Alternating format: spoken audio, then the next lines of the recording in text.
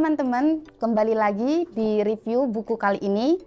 Salah satu karyanya Nurdin, yaitu Media Sosial, Agama Baru Masyarakat Milenial.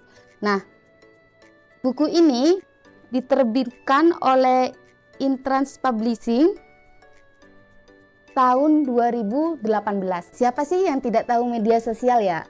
Nah, di buku ini penulis mengangkat media sosial sebagai agama baru. Kenapa begitu? Karena masyarakat saat ini cenderung mencontoh atau menirukan para pesohor yang ada di media sosial. Dan banyaknya para pesohor yang mungkin tidak tahu asal-usulnya, dalilnya dari mana, tapi masyarakat kita lebih cenderung untuk mengcopy paste atau menirukan mereka daripada ulama-ulama yang udah tahu nih alur nasabnya gitu. Nah, apalagi menariknya di sini media sosial agama barunya yang lebih cenderung kepada politik, di mana politik saat ini banyak merekrut para artis-artis untuk bergabung di partainya karena mereka punya peluang untuk mempromosikan dirinya sebagai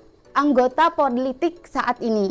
Padahal ini cetakan tahun 2018 tapi sangat relate dengan keadaan saat ini. Nah, di sini salah satu peneliti dari Inggris menyatakan sekitar 2/3 dari 1.000 orang itu mengalami nomofobia. Nomofobia ini orang yang takut akan kehilangan handphone atau takut akan kehilangan media sosialnya. Bisa digarisbawahi bahwa kehidupan masyarakat kita cenderung atau mungkin rutinitas hanya dengan media sosial, atau ketika kita bangun tidur itu pertama kali yang kita cari adalah handphone. Nah, di sini bagaimana media sosial merupakan salah satu alat politik dengan cara para public figure menjadi anggota partai atau menjadi anggota DPR. Padahal kita tidak membutuhkan orang yang terkenal atau orang yang pandai bernyanyi untuk menyuarakan suara rakyat. Betul? Nah, tetapi di zaman sekarang dengan canggihnya media sosial, banyaknya isu atau hoaks yang bertebaran di mana-mana dan kita tidak bisa menyaring mana yang nyata dan mana yang hoaks. Di sini juga membahas tentang hashtag. Nah, hashtag yang sering membuat kutipan-kutipan kita itu bisa menjadi populer atau trending gitu. Nah, di sini juga menceritakan tentang bagaimana peran media sosial ini ketika udah masa pemilu. Sekarang bukan hanya baleho yang dipaparkan, tapi semua para pesohor, para public figure udah mencalonkan diri. Ketika dia seorang public figure berubah profesi menjadi politik, apakah itu berkesinambungan? Tentu saja tidak. Karena kenapa? Karena para politik seharusnya harus belajar tentang politik, tentang hukum, biar kedepannya masyarakat Indonesia itu tahu bagaimana berpolitik yang benar. Ketika itu dari kalangan public figure yang kehidupannya berakting di depan layar, maka ketika dia terjun ke politik, maka munculnya di masyarakat itu, oh mungkin dia berakting di depan masyarakat walaupun mungkin sang public figure ini beneran mau terjun di politik gitu. Jadi hoax dan isu-isu politik saat ini mungkin memiliki pro kontra ya di kalangan masyarakat kita.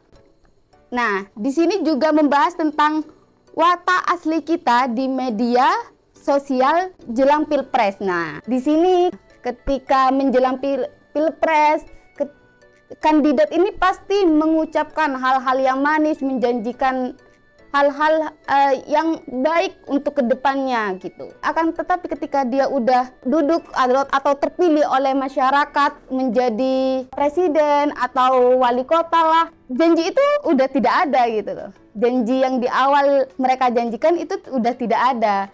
Karena janji mereka di menjelang Pilpres tadi hanya untuk menarik atau hanya untuk mencari hak suara kita saja. Nah, di sini buku ini menceritakan juga bagaimana dampaknya dan apa yang harus dilakukan agar media sosial tidak dijadikan kambing hitam. Jadi sebenarnya bukan media sosialnya yang salah, tapi masyarakat kita yang salah, tidak bisa menyaring mana yang hoax, mana yang tidak gitu. Nah, di sini juga mungkin media sosial benar tadi dikatakan agama baru ya, karena banyaknya kita yang hanya menirukan apa yang kita lihat begitu. Nah, di sini juga ada plusnya. Plus dari media sosial saat ini. Jadi kita mengetahui informasi itu dengan cepat. Di sini juga dijelaskan dampak positifnya dari media sosial itu bagaimana, dampak negatifnya dari media sosial itu bagaimana. Mungkin ketika kalian ingin mendalami atau pengen tahu akan seberapa berpengaruhnya media sosial di era sekarang atau di dunia perpolitikan, buku ini sangat cocok untuk kalian baca. Bagi kalian yang berminat atau ingin membaca media sosial agama baru masyarakat milenial karya Nuruddin ini, kalian bisa dapatkan di store Intrans Publishing atau di link deskripsi di bawah ini. Cukup sekian dari saya, sampai jumpa di review buku selanjutnya.